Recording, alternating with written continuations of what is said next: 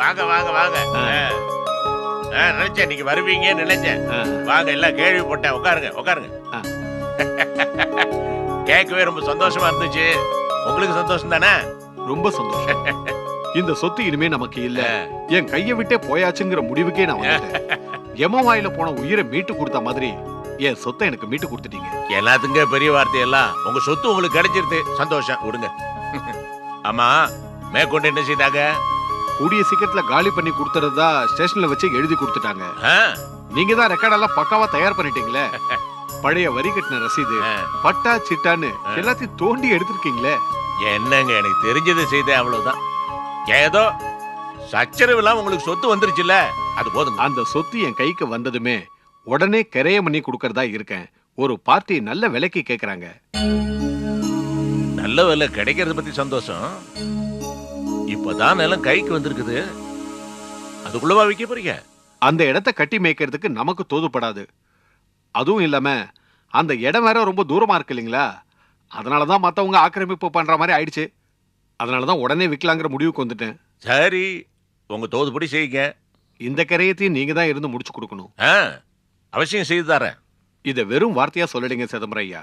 இந்த சொத்து வித்து கிடைக்க போற பணம் உங்களால தான் எனக்கு வந்தது. உங்களுக்கு ரொம்ப பெரிய மனசு. இதுக்காக நிறைய அலைஞ்சிருப்பீங்க, சிரமப்பட்டிருப்பீங்க. அதுக்கு நிறைய செலவாயிருக்கும். அதுக்காக இதை வச்சுக்கோங்க. வேணாங்க, அதெல்லாம் வேணாங்க, பரவாயில்ல. நிலத்தை விற்கணும்னு சொன்னீங்கல்ல, அதுக்கு கிரையம் பண்ணி தரேன். அதுக்கப்புறம் கமிஷனை கொடுங்க. அது நீங்க எதிர்பார்க்கறதுக்கு மேலேயே நான் தருவேன். இது நீங்க அலைஞ்சதுக்காகவும் பழசெல்லாம் தோன்றதுக்காக அங்கேயும் இங்கேயும் செலவு பண்ணீங்கல்ல, அதுக்காக இதை வச்சுக்கோங்க. வேணாங்க, இதுக்கெல்லாம் என்னத்துக்கு? என் மனசை திறந்து ஒரு உண்மையை சொல்லட்டா, எத்தனையோ பேருக்கு எவ்வளவோ கிரைம் பண்ணி கொடுத்துருக்கிறேன். வேலை முடிஞ்சது கமிஷன் கூட கொடுக்காம நாமத்தை சாத்திருக்கிறாங்க.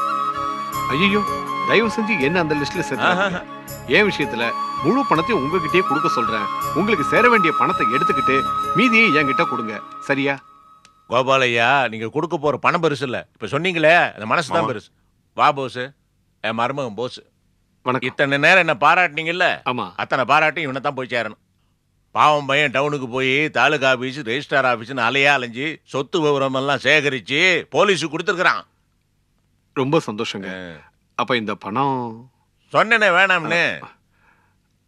அப்போ நான் புறப்பட்டுங்களா? நல்லது, வாங்க. சரி, வரேன் தம்பி. போயிடுவாங்க.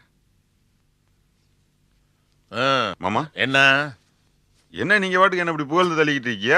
நான் என்ன பண்ணிவிட்டேன்? நீங்க தான் இவன் வேணா பாரு இப்படி இப்படி பண்ணுன்னு சொன்னீங்க, அதை தான் நான் பண்ணேன். நாளைக்கு அவருக்கு ஒரு வேலை ஆகணும்னு வச்சுங்க, நேரா என்ன தேடி வீட்டுக்கு வந்துருவாரு.